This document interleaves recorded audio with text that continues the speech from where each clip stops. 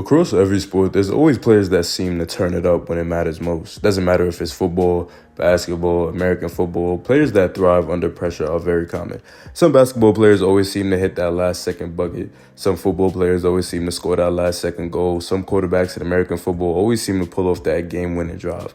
It's led to terms like killer instinct, cold-blooded, all kinds of words to describe that insane level of reliability in the closing minutes of a game.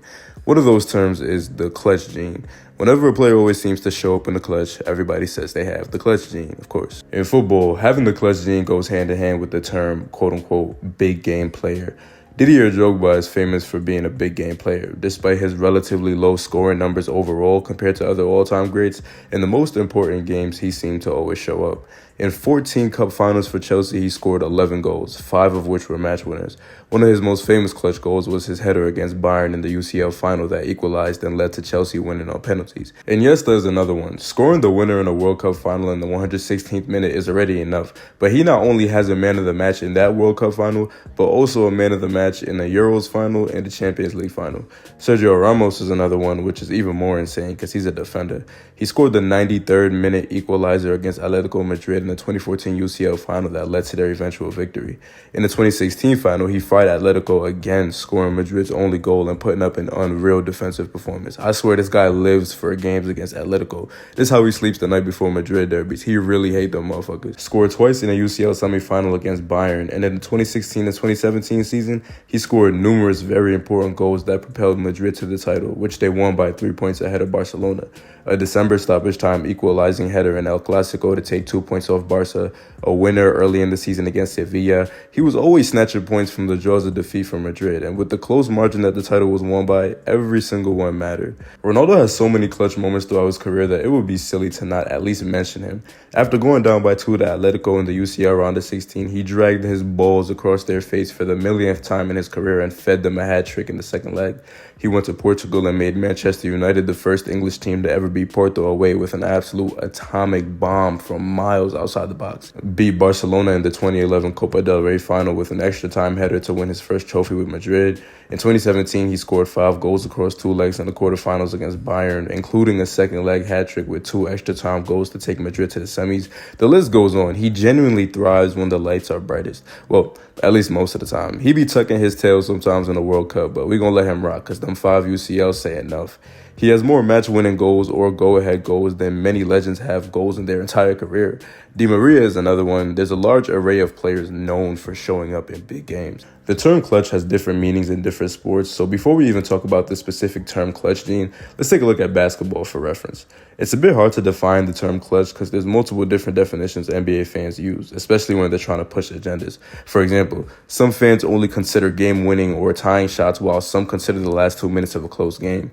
In my opinion, and in the NBA's opinion, the definition should be more broad. There's no reason a three-pointer with 3 minutes left on the clock in a tie game, for example, shouldn't be included in clutch stats. It's still a very clutch shot. The official definition of clutch by the NBA is games within 5 points in the last 5 minutes of the fourth quarter or overtime, which I'm perfectly fine with. The reason this will be kind of silly to apply to football is because in basketball, there's always multiple buckets every minute. It's not like football where you only get a few goals per game on most occasions. In football, being clutch will be a performance across a wider range of time, like the last half hour of a close game or the entire 90 minutes of a big game. Fun fact for any basketball fans here, if you're wondering which NBA player is statistically the least clutch, Westbrook has the worst clutch playoff stats as of last season, shooting less than 30% from the field and literally 14% from 3. Keep in mind, this is only since 1996, so if there's any cavemen walking back in the 80s and 90s that were worse than this, I don't know. Kawhi has some of the best clutch numbers, shooting 46% from the field and 42% from 3. I swear, I hate injuries more than anything. You know how many more all-time great playoff runs we would have got from this man if he wasn't a walking hospital bill? Anyways, so we've established that there's players who constantly step up when they're needed in huge moments and players that shrink when their team needs them. But why does this happen? We've seen the term clutch gene used, and we've seen some fans say that some players are born with the clutch gene and some aren't. Unfortunately, there's obviously no such thing as an actual clutch gene. There's no genetic trait that gives someone the ability to perform under the most pressure. But that doesn't mean that the whole idea of clutch players is a myth as well. There's too many instances of certain players consistently delivering when needed most for there not to be something. Rodri is one of the recent examples of a player that's so absurdly clutch that it's annoying for rivals who desperately need City to drop points. like me. In the last 2 years alone, he has that winner against Sheffield right before stoppage time, the equalizer against Chelsea at home after the 80th minute, a stoppage time winner against Arsenal, a screamer to open the scoring against Bayern in last year's quarterfinal. Shit, the winner in a UCL final, and that's not even it. There's NBA players that consistently take over games like LeBron after around 2008, and there's players that consistently fold in the clutch like James Harden, for example. Don't let them regular season game winners in the MVP season fool you. Since 2017, in official clutch time, Harden is shooting 37% from the field. If anything, the clutch gene is definitely more of a mentality and a skill that can be trained. It's simply staying calm under extreme pressure, which is why I never understand why people attack young players for buckling under pressure. Everyone has been dogging Saka for years over the Euros penalty miss. Why aren't we blaming Southgate for not only having a 19-year-old taking the decisive penalty, but a 21-year-old before him who also missed? The clutch gene is literally just the ability to close your ears, block out the noise, and just hoop. Young players tend to not have that. LeBron was famously considered a choke artist in his early years because he often couldn't perform at the biggest stage. Got suffocated in his first NBA Finals against the Spurs, melted against Dallas in 2011, often failed in his early career when the lights got too bright, and didn't really start to develop that killer mentality until he approached his mid-20s.